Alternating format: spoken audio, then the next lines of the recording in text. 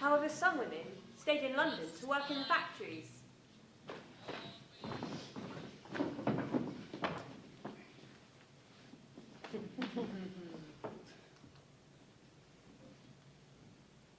I was soldering the linings for gas masks, and when a special job came in, like, you know, aeroplane,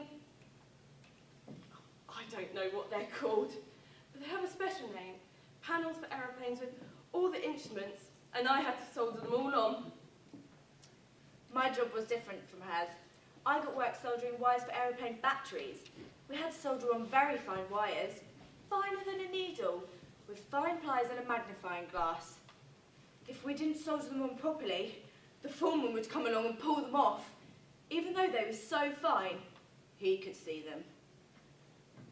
You had boxes and boxes of bolts, and you put the rivet on the triangle thing, and you just put the bolt through. She's the girl that makes the thing, That drills the hole, that holds the spring, That drives the rod, That turns the knob. that works the thingamabob. It's a ticklish sort of job, making a thing for a thingamabob, especially when you don't know what it's for. and she's the girl that makes the thing, That holds the oil, that oils the ring, that works the thingamabob, that's going to win the war.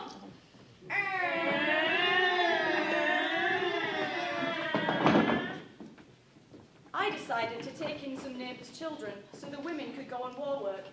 It was all voluntary because we all felt we had to put in our bit for the war. In the event of an air raid, I would marshal them in and they'd be encouraged to pick up one toy and then we'd go hand in hand to the shelter.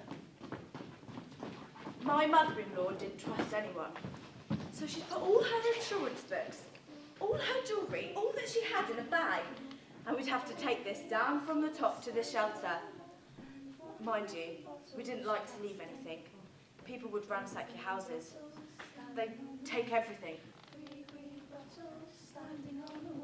And if one green bottle should accidentally fall, there'll be two green bottles standing on the wall. The atmosphere in the shelter was good. We sang songs, played mouth organ and all sorts. We had pillows and blankets in our shelter. The toilet was a bucket there behind a curtain. One green bottle standing on the wall, and if one green bottle should accidentally fall, there'll be no green bottles standing on the wall. but one morning we came out of the shelter, and all of the roofs of the houses were gone, and we'd been bombed out.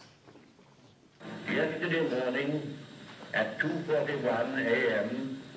at General Eisenhower's headquarters, General Jodl, the representative of the German High Command, and of Grand Admiral Dönitz, the designated head of the German state, signed the act of unconditional surrender. When my husband arrived home, we'd have parties and everything. When he got into bed at night, he'd wake up screaming, and I'd have to calm him down. This is what the families don't know.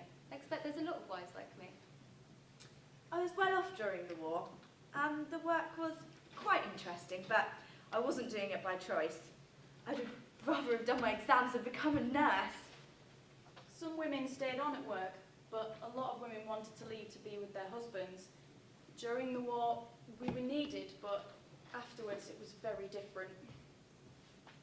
I stayed at the factory for 2 years after the war. Not many men came to work there because we were closing down. When I finished the job, I took all my tools home with me, back to my house, and I kept them. I still got them now. Speaking for myself, I think the war was a lesson. It gave me a new sense of values and showed me what I took for granted. Even the children I took for granted. You thought of all the times and troubles that you went through together and how it built a stronger relationship. I was lucky enough to have a very good marriage. So the best thing in my life was for him to be demobbed and for us to start to be as a family. They were tough times, but we all did our bit.